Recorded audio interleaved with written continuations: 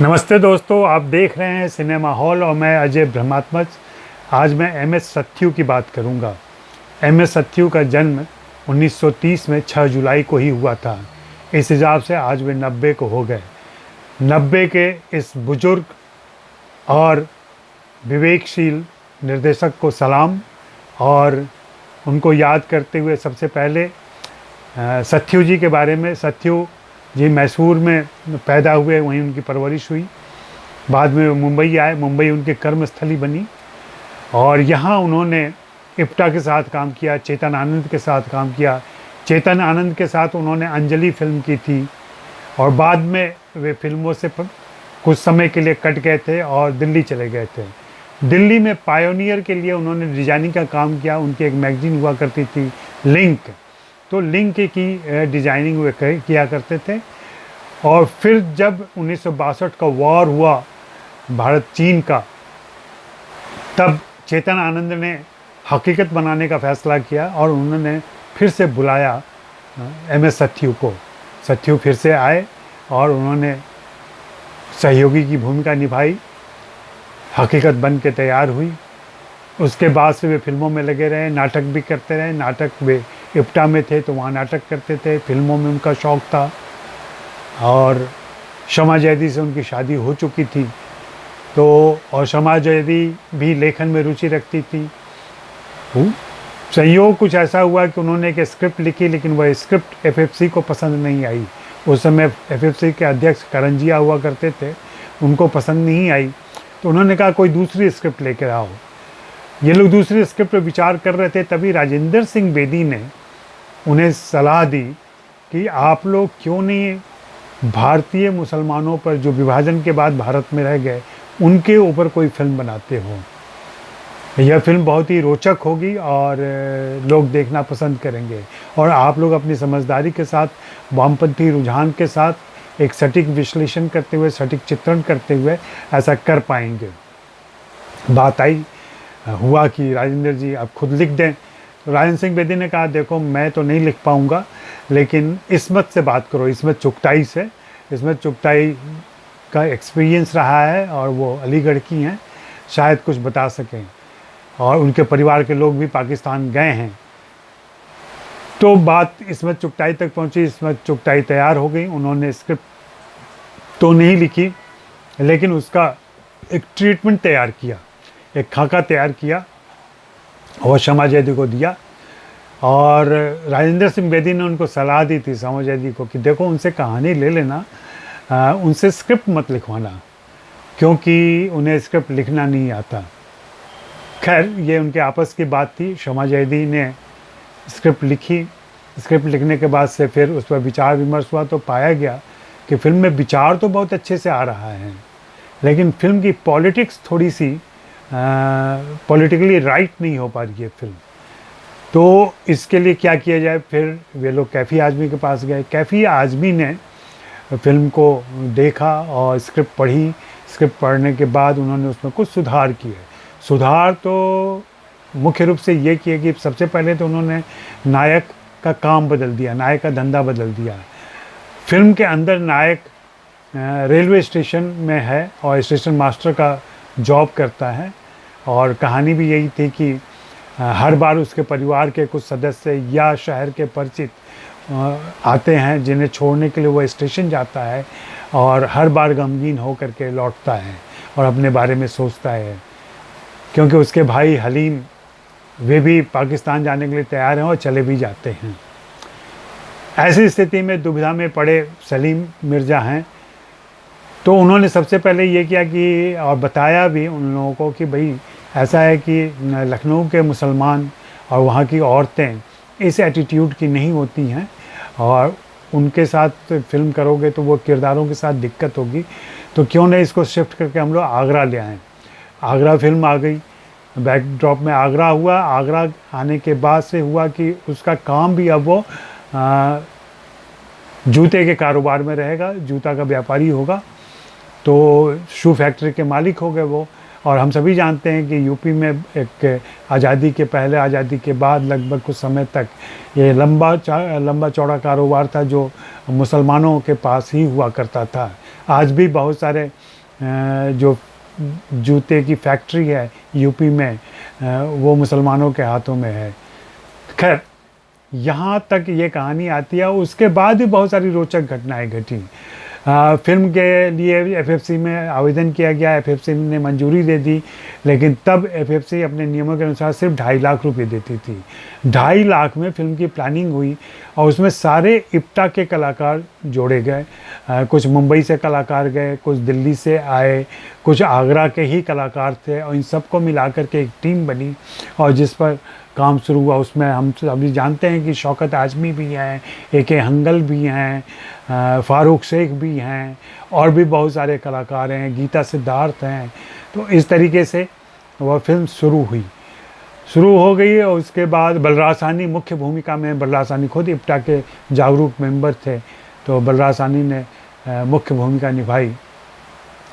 आगरे में शूटिंग होने लगी। शूटिंग के दरमियान क्या हुआ कि इस फिल्म को अगर आपने देखा हो या देखें तो इसमें बूढ़ी माँ का किरदार है एक, जो बहुत ही इम्पोर्टेंट किरदार है।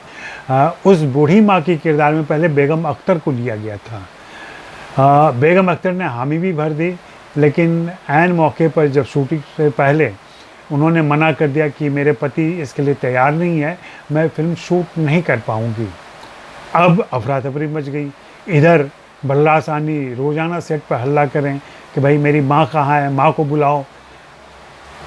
तो सत्यू परेशान हुए। सत्यू ने खोज भी जारी की।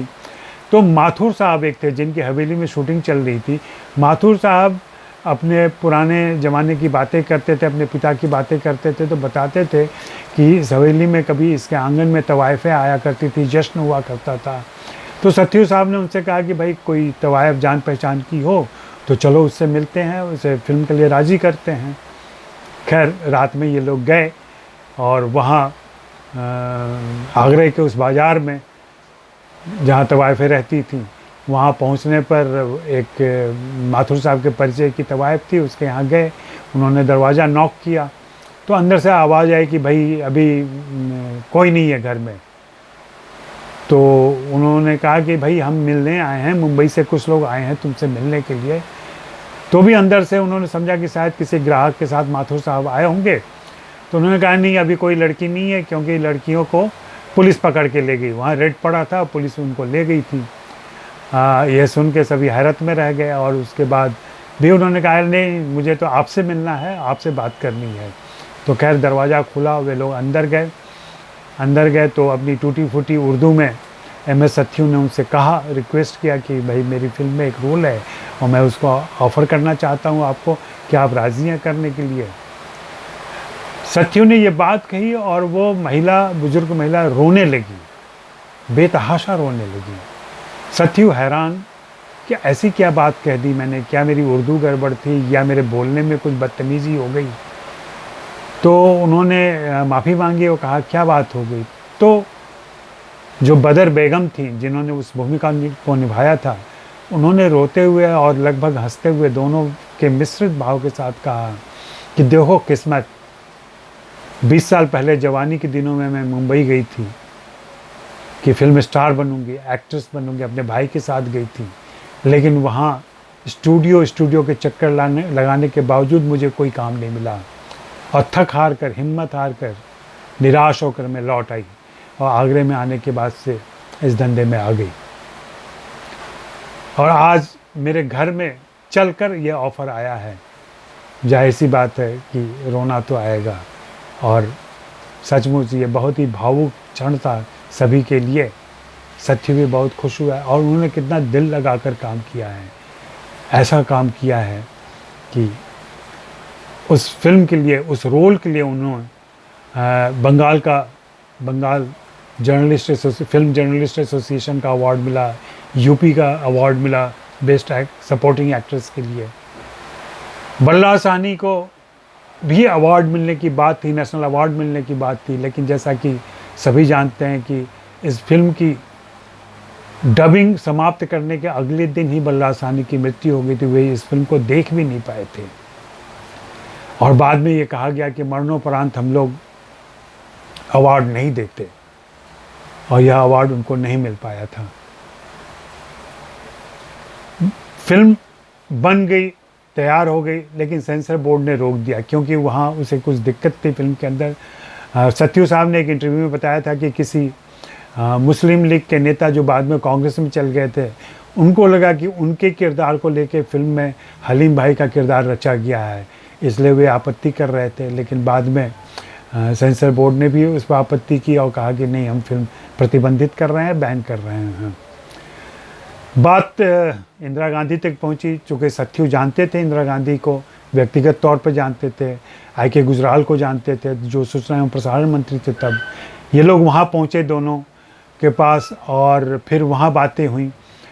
फिर इंदिरा गांधी को यह फिल्म दिखाई गई, उन्होंने फिल्म देखी, उन्होंने फिल्म पर सहमति दी और कहा कि नहीं, फिल्म रिलीज़ होनी चाहिए और फिल्म रिलीज़ के लिए तैयार होगी। फिल्म रिलीज़ के लिए तैयार होगी तभी बाला साहब ठाकरे तब तक नेता बन चुके थे मुंबई में। बाला साहब ठाकरे ने कहा नहीं, फिल्म तो हम भी देखेंगे पहले और तब रिलीज़ की बात होगी, क्योंकि यह हिंदू मुसलमानों को लेकर बनी हुई फिल्म है और मैं देखूंगा ही देखूंगा। सत्यू साहब ने उन्हें निमंत्रित किया कि भाई शो है रीगल में, आ जाओ वहाँ देखते हैं। उन्होंने मना कर दिया कि मैं वहाँ नहीं आऊँगा, आप मेरे लिए अलग से इंतज़ाम करो। खैर, उनके अलग से व्यवस्था की गई और फिल्म दिखाई गई उनको। फिल्म देखने के बाद वे बहुत खुश हुए। उन्होंने खोजा कि भाई निर्देशक कहाँ है, निर्माता कहाँ है, बुलाओ उनको। तो वे लोग तो पहुँचे नहीं थे वहाँ पे। बताया गया उनको कि निर्देशक तो नहीं आए हैं। उन्होंने कहा नहीं, निर्देशक को बधाई देना और कहना कि हम तो ऐसी ही फिल्म चाहते हैं जहाँ भारतीय मुसलमान भारत के हो के रहें। तो एक तरीके से ये उनको अपील की फिल्म ने और उन्हें अपनी तरफ से भी हरी झंडी दे दी और इस तरीके से वह फिल्म रिलीज़ के लिए तैयार हुई, रिलीज़ हुई। लेकिन रिलीज़ होने में तब तक वितरक वहाँ से भाग चुके थे, वितरकों ने हाथ खींच लिया था। उसके बाद यह फिल्म पेरिस गई, पेरिस में प्रीमियर हुआ इसका। वहाँ एक क्रिटिक ने देखा, फिल्म क्रिटिक ने, उनको बहुत अच्छी फिल्म लगी तो उन्होंने कान में रिकमेंड किया इसको और इसके अलावा उन्होंने एकेडमी अवार्ड के लिए भी रिकमेंड किया। तो यह एकेडमी अवार्ड की फॉरेन लैंग्वेज की बेस्ट फिल्म की कैटेगरी में गई थी और कान फिल्म फेस्टिवल में दिखाई गई थी।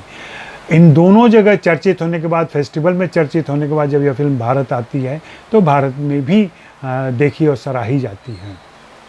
अभी 2013 के समय इस फिल्म का रीस्टोरेशन किया गया और तब सत्यू साहब से बहुत लंबी चौड़ी मेरी बात हुई थी। उस समय उन्होंने बहुत सारे किस्से बताए थे और हम लोगों ने तब जागरण फिल्म फेस्टिवल में इस फिल्म को दिखाया भी था। उनको हमने सम्मानित किया था अलग से, सत्यू साहब को।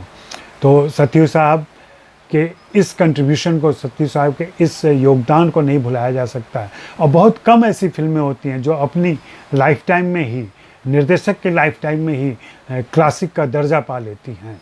और गर्म हवा ऐसी ही क्लासिक फिल्म है और इस फिल्म के निर्देशक एम.एस. सत्यू को हम फिर से सलाम करते हैं और याद करते हैं उनके कंट्रीब्यूशन को और चाहते हैं कि उनकी राह पर चलने वाले कुछ और लोग निकल के आएँ। हालांकि अभी इंडिपेंडेंट सिनेमा लगभग उसी लकीर पे चल रहा है और वैसे ही आज़ाद ख्याल फिल्में बना रहा है। हालांकि खतरे अभी ज़्यादा हैं, मुसलमानों की स्थिति अभी बहुत मुश्किल में है। और इस फिल्म में संवाद है जो अभी आपको रेलिवेंट लगेगा। फिल्म में एक डायलॉग बोला जाता है कि अब यह मुल्क मुसलमानों के रहने की जगह नहीं है। और इस तरह के संवाद आज भी मुल्क फिल्म में भी सुनाई पड़ा होगा आपको। जब अनुभव सिन्हा ने फिल्म बनाई थी तब वहाँ भी इस तरीके के विवाद हुए थे जो फिल्म के किरदारों के संबंध में हुए थे। तो यह फिल्म आप देखें, अगर नहीं देखी है आपने, उनको याद करते हुए देखें, उनको 90 साल की उम्र की बधाई दें, सोशल मीडिया पर बधाई दें, हर जगह बधाई दें उनको और उनके इस कंट्रीब्यूशन को हम लोग याद करते रहेंगे। शुक्रिया, मेहरबानी, धन्यवाद। आप यूं ही सिनेमा हॉल देखते रहें और जैसा कि मैं अपील करता हूं, सब्सक्रिप्शन ले लें और बेल आइकन पर उंगली दबा दें। धन्यवाद।